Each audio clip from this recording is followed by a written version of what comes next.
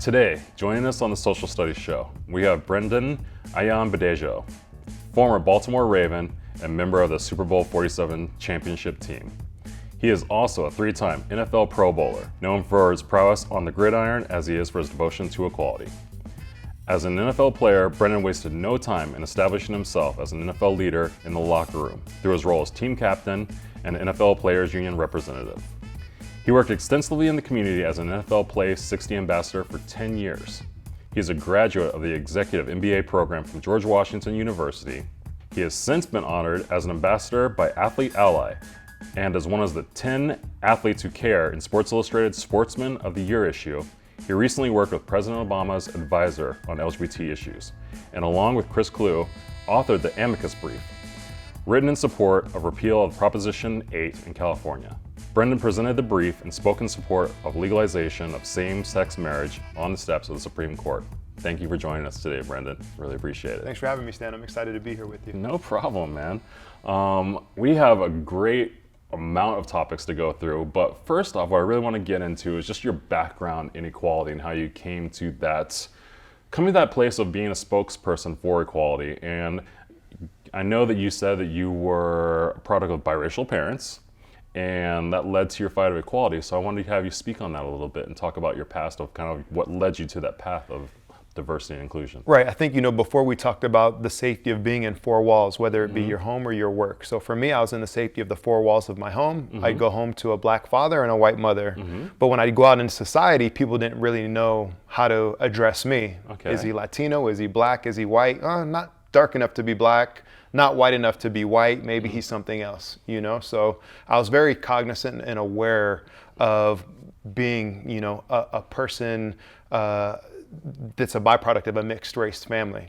So at home, it wasn't a big deal, but outside and just being able to navigate the waters of outside the four walls of my house, it was challenging as a young child. And I didn't feel like I had to identify with one or the other, but ultimately it almost felt like I had to pick a side and let people know, hey, I'm a black man, or hey, I'm mixed, or this is what I am, So my parents, they had raised me just respecting all of my culture, respecting my Nigerian side, respecting my Irish side. In fact, my first name's Oladele, which is Nigerian, given to me by my grandmother. And then Brendon, which is what I go by, is the Irish part. And then my last name naturally is Nigerian. So my parents taught me and they raised me to respect people of all different cultures and religions and ethnicities and so on and so forth. So, but it was harder to navigate that as a young man outside of my house. So in my house, it was a safe space. Within that and being outside that safe space, when you went into those spaces, people didn't necessarily see the sanctity of your union as a black father and a white mother as marriage as being on the same level as quote unquote like maybe a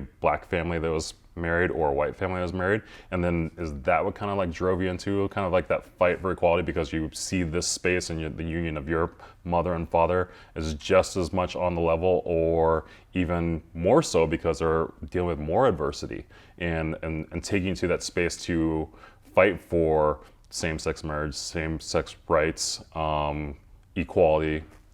Yeah, well, there was a war declared on my parents' marriage in the 60s. Okay. And we were able to beat that battle. That was Loving versus Virginia. So had my parents got married in the South and, say a decade earlier or attempted to, I potentially wouldn't even be here. And Loving, was allowing different ethnicities to get married. So we beat that battle. And so once I saw this kind of rearing, my parents educated me about that, but once I saw this battle rearing its head again in the 2000s, it became the LGBTQ plus space. And once again, they were declaring war on who we can love and who we can't love, and if you're going to be granted legal access to that. So it wasn't just the people, it was actually the country and government. Yeah, like legal system. Okay, wow, that is amazing. So how did you find defining your purpose in that space? Well, I think, with a lot of things, issues find us, we don't find them. Okay. And me having kind of gone through that and navigated those waters as a child and into being a young man, that I felt like it called me and I had to use my voice. I had to share my voice. So in 2009, myself, Chris Cluey, Scott Fajita, a few NFL players, we came out for same-sex marriage, and we're allies, which I think it made it more powerful, and we'll get into why it's so powerful later on in this conversation. But I thought that it called me, and I had to use my voice. You became a champion of it, like, and just finding your purpose. So that's amazing. Something that's really been interesting to me, and kind of how I met you, is actually on a photo shoot, and you were actually doing a photo shoot for another brand, and using you as a representative to spread your message. But I thought what's really cool is seeing your NFL career, and you have this whole different space of being a Pro Bowler and going to Super Bowls.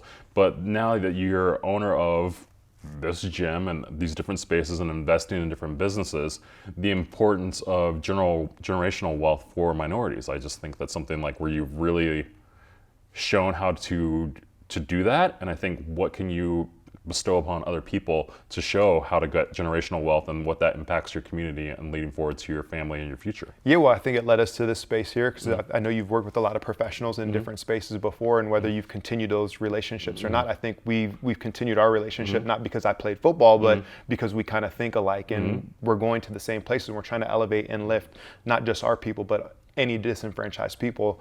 In terms of generational wealth, I think that, when America looks at a black man or a black person and they see that they're wealthy, they think maybe one of two ways they got there, whether that be entertainment, maybe they're a rapper, maybe they're an actor, or maybe they're an athlete, which I used my athletic pedigree and platform to get me to where I am today. But ultimately, as an entrepreneur, I'm exponentially a lot more successful than I ever was as a professional athlete. No, for sure. And I think like seeing that springboard, and I actually really want to talk about that, seeing that springboard of like going from professional athlete to making that leap, because in my mind's eye, I see more successful as a business person. So how do you help people see that in this space now, and how do you help people get there, like me and you personally? Yeah, well, we're talking about equity, right? So, there's diversity, there's inclusion, and then equity is actually having ownership in that. So I think for me, I want to be able to reach out to disenfranchised people, and we know the bulk of them are minorities in the United States, whether it be Latinos, blacks, even women, and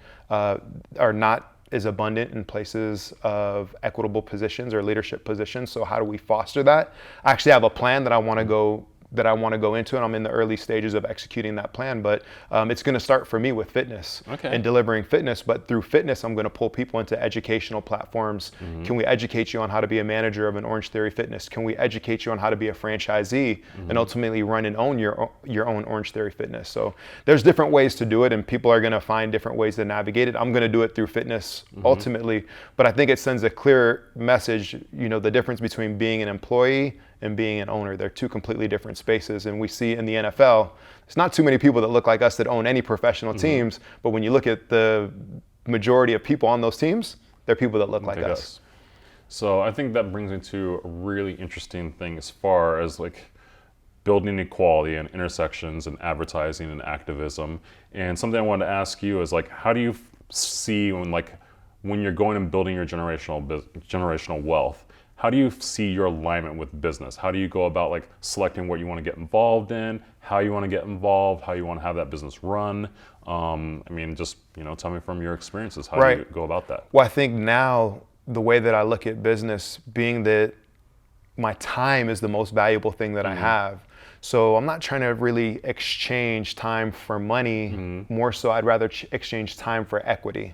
Things that are going to be long-term growth. A one-time payment isn't too appealing to me, but something that grows and there's equity involved and something that's over time, or maybe an annuity type of situation.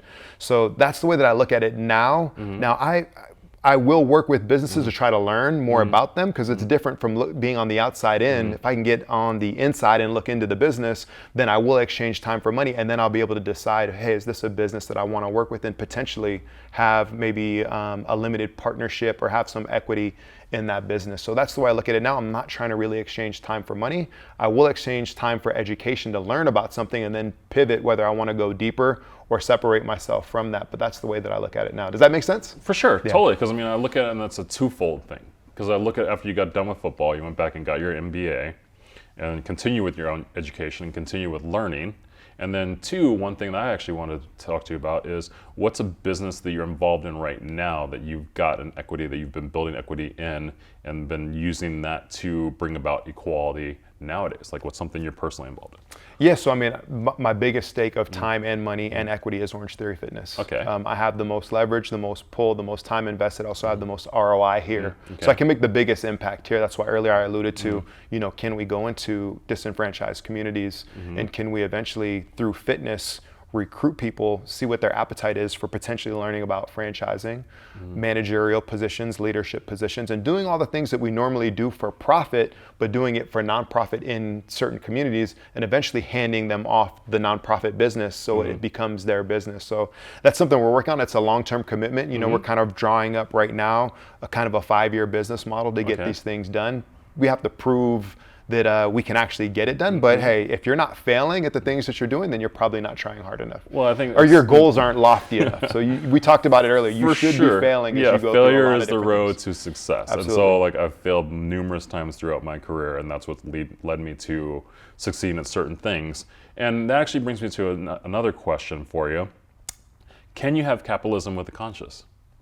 Yeah, absolutely, you can. Okay. Yeah, so you can. So, but there has to be equity, you know? So the way that I look at it is that I'm very capitalistic, and rewinding a little bit on generational wealth, like it comes in steps, right? So are you the first from your family to graduate college? That's your generational wealth right there. That's your education and that's your knowledge, right? Are you the first in your family to be a business owner? Or maybe even we scale it back, are you the first one to graduate high school? So you have to build these. You're not gonna go from being the, you know, it's gonna be rare. You can do it to be the first one to graduate from college and all of a sudden be a billionaire. It's definitely possible. But what are the ways to make it so the chances are higher that you're gonna be successful, than your children are gonna be more successful than you are? Building the foundation Yeah, to just the building house. it. So like my mom, she has her master's degree. She never wanted to ever own her own business. She always wanted to be an employee. So we talked about capitalism and how do you know, how can you have capitalism with the conscious? So for me, when I played in the NFL, I was a revenue consumer. Okay. I had somebody that was paying my bills. There's always going to be somebody, if someone's paying your bills,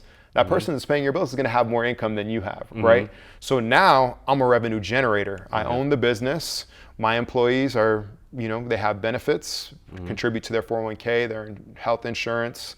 They have a nice salary, nice wages. We build a platform for them to potentially have some owner's equity in the business as well. And we pay them, you know, if you're in a leadership position, we give you a path to get there, right? So now we have our own ecosystem, and it's all run through capitalism. It's an ecosystem. We're generating the revenue. Now, you know, XYZ employees have a good job. They're getting married, they're having kids, they're buying cars, they're buying homes. It's a whole ecosystem that we're building. And eventually, you know, when we sell the company, they're gonna have some equity in the company as well. And they can make great decisions on their own money and build within their own community. Yeah, and ultimately the knowledge that they learn here is questionably more valuable than the money that they earn here. Okay. Because, you know, you're running, you know, we're sitting in a space that creates about $2 million of revenue a year in the studio. Not that all of our average unit volumes are 2 million, but we have 45 of these, you know, so they can take this $2 million business that they're running and operating, and they can go and create their own business, and maybe it's a $5 million business, or maybe they step up the ladder and they start operating a $5 million business. But it starts here, the education starts here. That's great. So I want to talk to you a little bit about the NFL, because right now we're going into NBA season, we're going into the NFL season, we've got Major League Baseball going on, we've got COVID, we've got civil rights. I mean, there's just a whole election. So I think, first of all, I want to ask you, what made you want to get involved as a rep for the Players Union?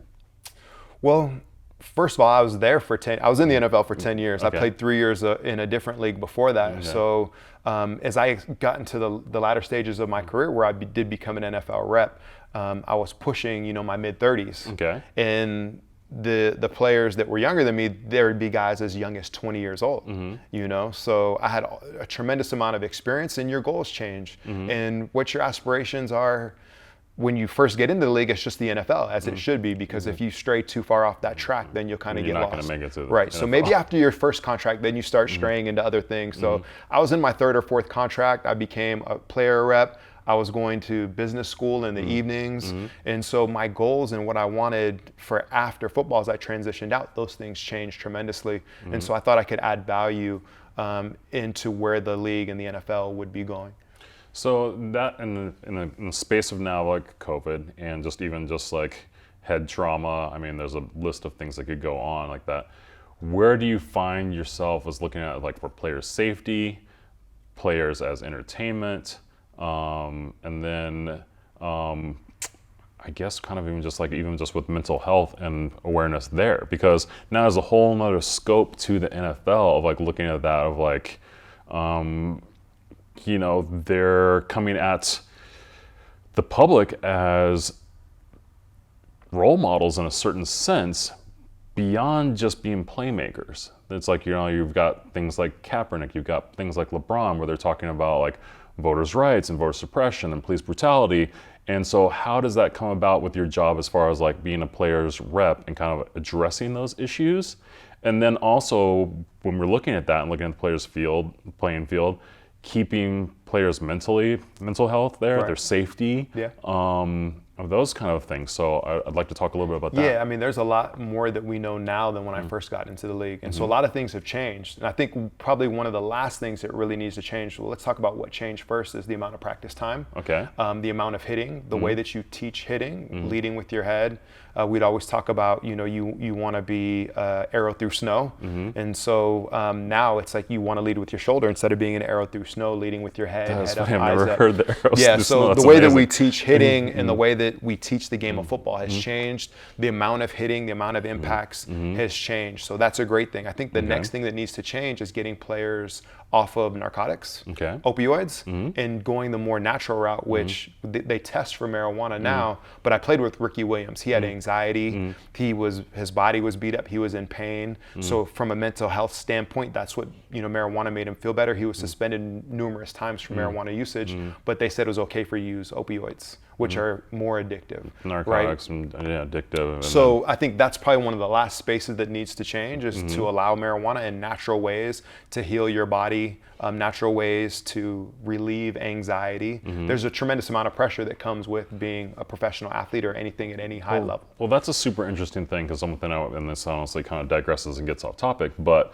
something a lot of people don't talk about, and it's funny because I was on Red Table Talk and Kid Cudi talking about mental health, and something that's kind of like doesn't really get brought up a lot, and honestly people don't in the Black community don't have a lot of access to, is mental health. And honestly it's kind of frowned upon in the community. So with looking at that and what you're doing with the players rep and union, what are they doing in that space to kind of maybe make it more acceptable and kind of help people with anxiety, just as far as like mental training? Yeah, well, every team has a psychiatrist and a psychologist. So along with sports psychiatrists or sports psychologists, that's more, you know, mental strongness and putting yourself in situations that eventually come up on the field, right? Okay. But you also have psychiatrists, psychologists that can issue drugs, which I don't necessarily think that's a good thing, but you can get them when you need them. And, you know, maybe they need to go more the natural route, but then there's also someone that you can talk to. And you can also have a psychologist for you and your family to talk to. So they have different ways and benefits that you can use and have access to. But I still think, you know, some things need to change. So going with the mental health and getting back to that, I think some of dealing with like the fame and the wealth and being on the spotlight of like, if you haven't necessarily been able to understand that or just see that scrutiny, I think that's a big space to be looking at as far as mental health. Yeah, and there's also the pressure, you know, of having to perform, and the pressure of what you're doing, you know, what is going on your social media, because people can see your life almost 24/7. And the content, if you're in a vulnerable space and you're posting something in the evening and then you're deleting it the next day, there's also repercussions there, you know, which we see, you know, the current president of the United States has a lot of ranting going on at night, or maybe even you see Kanye going off at night with or Antonio Brown. Or Antonio Brown. Yeah, so it's not just in the professional football space. No, I mean, it's like there's politics. people who definitely need some help in that space, and they're calling for the help. So, but I think, you know, one thing in football that aids to you being challenged in that way is the impacts. Okay. And what those impacts, and hormonally activating your fight or flight several times a day, several times a week, which isn't natural for the body. If you just take us back to hunters and gatherers, you'd initiate when you're in danger. Yeah. When you're on a football field, you feel those emotions and your pituitary's blasting all these different hormones off all the time. And does that lead to adrenal depletion or hormonal depletion? So there's a lot of different things that people don't necessarily think about that football players go through. So there's the impacts, there's the tons of adrenaline and tons of hormones that your body is always calling on and releasing, which isn't natural as well. And so, I think we have to continue to find ways to find things early, diagnose things, get away from opioids and narcotics, try to go through natural remedies. Those things have to be available for players to use. And we see whether it's the NBA or MLB, some of the other leagues are looking at that and actually not testing for cannabis. So I think, the NFL needs to follow suit as well. Okay. So looking at that and looking at space where you're looking at a hyper masculine, ego-driven, performance-driven sport, going and interjecting education on sexuality and equality, like how did that go? Because that's like an interesting place to pick your battlefield. Yeah, absolutely. People may or may not know that I've been a huge champion for LGBTQ plus rights. In 2009, I started talking about it. Obama's and Britney Spears is actually what got me to start talking about LGBTQ plus rights. How's that story? I got to hear the story. So Britney Spears, around the same time, this is 2009-ish, Britney Spears went to Vegas and got married. She instantly had more rights than some of my friends that had been in homosexual monogamous relationships for 5, 10, 15, or 20 years. Okay. So Greg Louganis, for example, she instantly had more rights than a lot of people. Yeah. And then Obama was running for his first term against McCain, and Obama was kind of straddling the fence. He wouldn't pick one side or the other. Okay. Whereas McCain let us know, I'm against LGBTQ plus rights. Okay. But Obama was kind of straddling. And later on in his presidency, he became the first president to come out for LGBTQ plus rights. So that's what led me to writing an op-ed in the Huffington Post, same-sex marriage, what's the big deal? And I was in the NFL at the time, so That's a lot of attention. the story went viral and there was a lot of tension behind it. And then things kind of simmered down and went away. But in 2012, we had same-sex marriage on the ballot in Maryland, along with Obama's second term, running for his second term. So we got it on the ballot and we got it approved. And what I did was I donated tickets to anybody that would donate to the cause. Really? You entered into a raffle and you could win Ravens tickets. That's ingenious. And so I used my platform as a professional athlete, and a senator or a legislature person from the city of Maryland, he called me out and asked me to cease and desist, and he dropped that letter to the Baltimore Sun, and he sent it to the Baltimore Ravens. And so, one day I'm playing in a game in the summertime in the preseason, and then after the game I just start getting bombarded with, NFL player Brendon Ayanbadejo is getting called out by I can't remember his name off the top of my head right now. Burns, and all of a sudden, I was in a very scared place because I didn't know, hey, am I possibly going to lose my job? How are people going to react to me? And so it was a pretty big deal. And long story short, we got it passed. I kept my job. The Ravens reached out to me and they're like, Brendon, just keep being you. You're doing the right thing. Then all of a sudden I became a surrogate to the White House. I'm meeting the Obamas, and then I'm going on Anderson Cooper and Sports Illustrated and all these other companies gave me awards, and I started speaking at Ivy League schools, and it just opened up a whole new world for me, which ended up being the biggest blessing. But it was all because I did the right thing and I said the right thing, and it was for equality. It was for rights. It wasn't just for LGBTQ plus rights. It wasn't just, obviously being a black man or black rights or immigrant rights. It was just rights for all the disenfranchised people.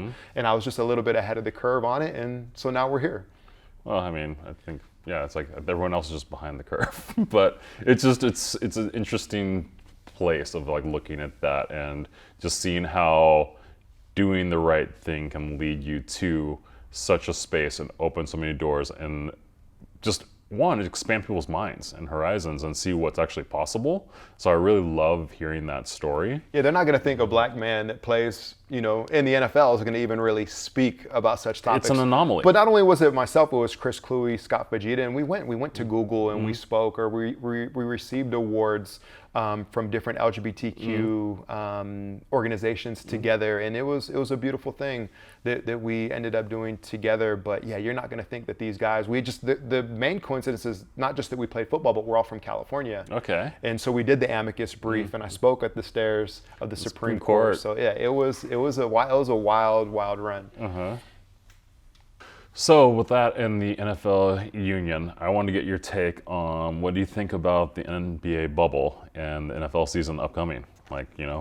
Just your thoughts. Yeah, well, I think the NBA bubble is a lot more manageable. Okay. Because if you take almost 5 NBA teams, that's probably the size of one NFL team. Okay.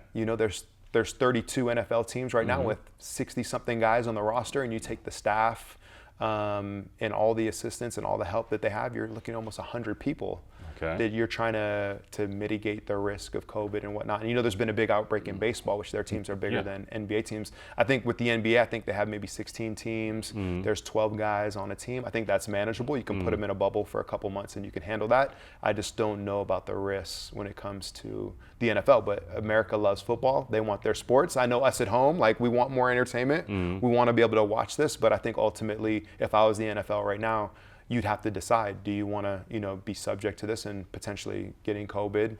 What do you think the risks are, or do you have anybody at home that you might be risking? Been 3 or 4 players that have already abstained from the season. Yeah. And so, and I'm not sure on this, but I'm curious, they're still talking about traveling to different stadiums right now as we speak, right? I mean, as far as I know, the only thing that's off the table is fans in the stands, or if they socially distance the fans. But as we get deeper into this, it's so fluid that it seems like things are inevitably going to be changing. And how are they going to change? I don't necessarily know, but a lot of teams are reporting to camp today. Yeah, that's crazy. So, because that's the one variable that's different than the NBA that I'm just that from traveling to stadium to stadium to stadium opens up so much a can of worms. And so that's where I'm that's where it's a hard. Yeah, but I think the hardest thing is to contain almost 100 people. And those 100 people, if they're all exposed to 10 people each, now that's 1,000 people per team, that have some type of exposure. 32,000 people, 32 teams. It just seems very difficult. Where with the NBA, it's 20 people that you're trying to contain, and you already have them in a bubble, and there's no traveling.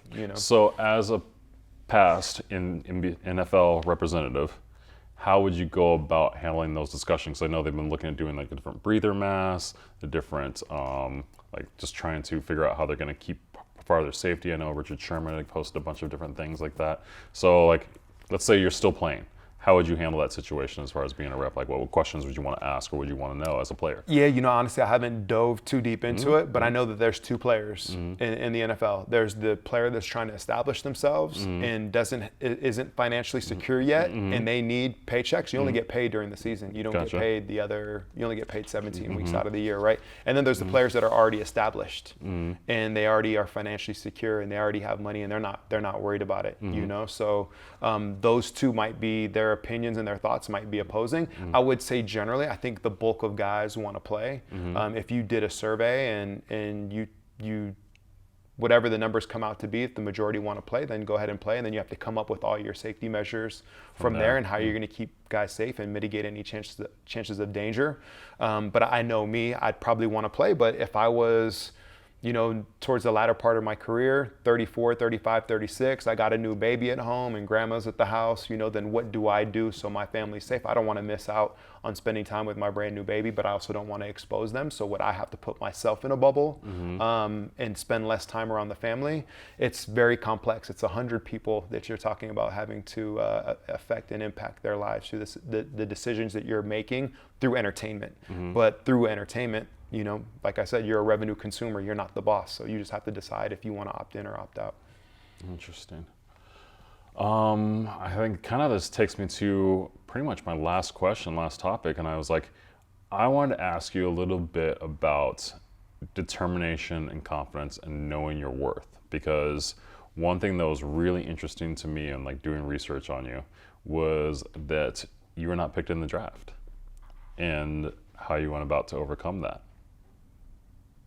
Well, every year in the NFL, a couple hundred guys go in, a couple hundred guys go out. There's 1,700 positions really that are up for grabs in the NFL. I was one of the guys that went in, but I wasn't drafted. And not only was I not drafted, I also was cut from my first 3 teams. Really? So I failed multiple times before I got in. In fact, before I played in my first game in 2003, I had played 2 seasons in Canada. Okay. I'd played in some defunct league, the XFL, and I had played in NFL Europe in Amsterdam. Okay. So I'd played in 4 seasons before I got into my first NFL season. Wow. But yeah, and then I ultimately had to make a team, and then I had to build and build and build. And so for 10 years that I played in the league, every day I showed up to work like my job was on the line. Even when I was a Pro Bowler, and you know, you mentioned my accolades, I was 3-time Pro Bowler, All Pro.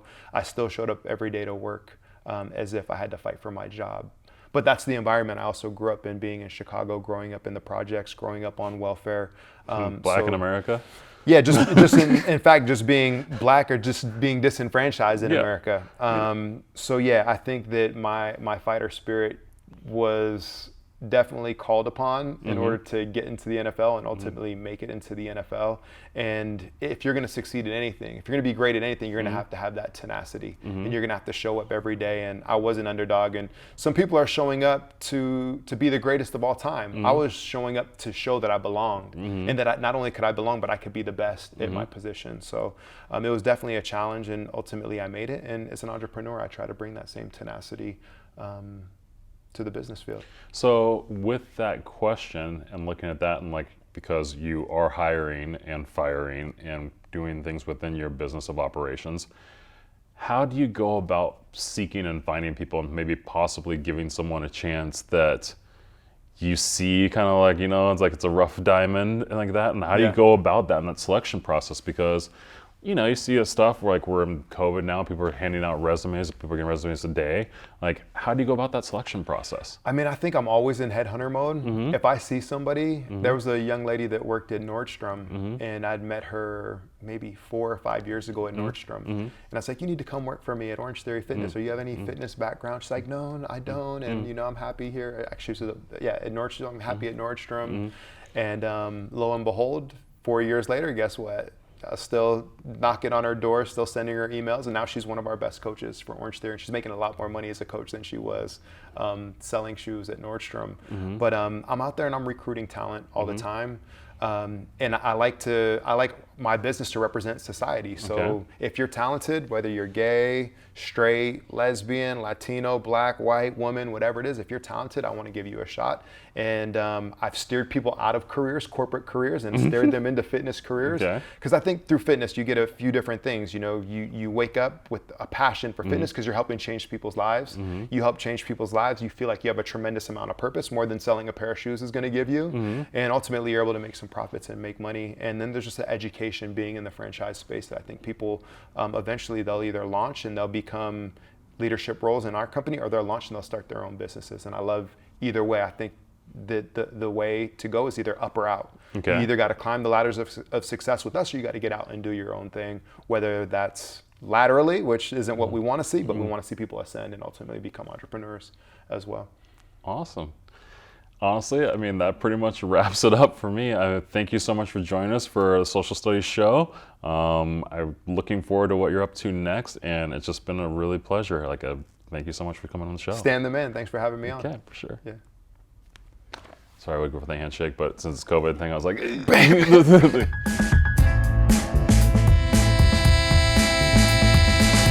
You got an opinion? We'd love to hear it. Leave a comment down below and hit the like button to subscribe.